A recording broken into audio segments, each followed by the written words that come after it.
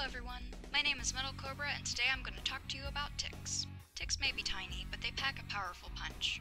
For those of you who don't know, ticks are arachnids that have 8 legs as adults and feed by sucking on the blood of an animal or human.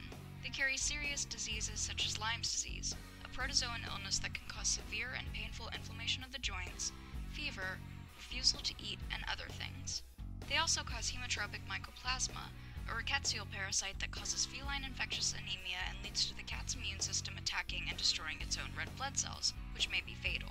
Hemotropic mycoplasma may be spread from either bite wounds of infected cats or ticks, and it takes about 1 to 5 weeks from the time of disease transmission until signs begin to appear. This is something very serious, and as mentioned before, it can be fatal.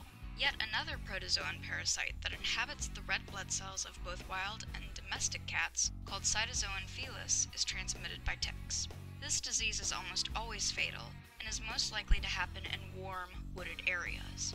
Ticks have been known to cause tick paralysis in some dogs, a spreading paralysis that makes it so, eventually, the muscles that are involved in breathing will cease to function. There are many more diseases that ticks can transmit, but if I went into all of them, this video would be extremely long. These diseases are spread from the tick's saliva, and in the real world, it's super important to take the ticks off of yourself and your pets as soon as you notice them. You and your animals will be fine if you remove the ticks within 24 hours. This is the amount of time it takes for ticks to be able to transmit the diseases they harbor. In the Warrior series, apprentices are meant to check and remove ticks from the elders at least once a day. So perhaps it's for the best that apprentices remove ticks from the elders as soon as possible. And now we get to the fun part, talking about how they remove ticks from the Warrior series. Just so you're aware, I will be sharing some pretty gnarly information on what mouse bile is, and what the Warrior cats would have to do in order to harvest it. If you have a queasy stomach and you don't want to hear this, I will put up an annotation and a link into the description that it will allow you to skip ahead. In the Warrior series, apprentices remove ticks by dabbing moss soaked with mouse bile onto each one they find. In Anatomy and Physiology of Animals, we learn that bile is a liquid that is responsible for emulsifying fats, essentially breaking them down so that they can be digested. Bile is created by the liver and is stored in the gallbladder for animals that have one. So basically, if medicine cats needed to harvest mouse bile, they would need to cut open the mouse, find the gallbladder, and essentially squeeze it to extract the bile. Now that's a messy process. Anyway, I think it's important to share with you all some interesting myths about how you really remove ticks. You do not burn them with a match, you do not freeze them with a gel, you do not suffocate them with petroleum jelly or nail polish. And, most importantly, you do not, under any circumstances, douse your animals in kerosene and light them on fire. Please, dear StarClan, don't do that. People are very adamant about how you remove fleas and ticks, but I promise you, the best and most effective way to remove ticks is to get a pair of tweezers, grasp the tick as close to the animal's skin as possible, and gently pull the tick off. If you don't get the head, it's really not that bad. The animal's body will simply absorb it, though there may be a bit of inflammation.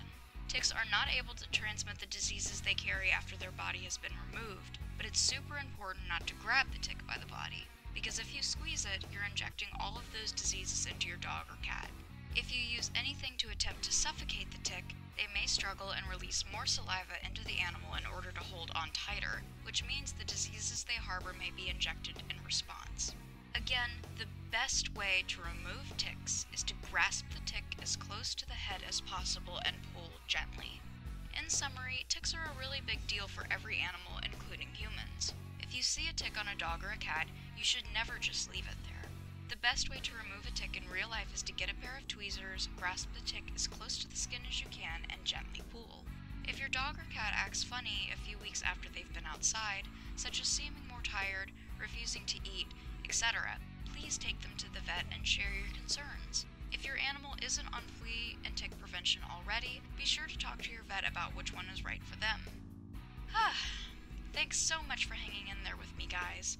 I know this video is one of my longer ones, but I feel like the information in it desperately needed to be said. If you like, you can check out my Patreon for sneak peeks of upcoming videos, a chance to pick the next video topic, and more. Thanks again for watching, and I'll see you next time.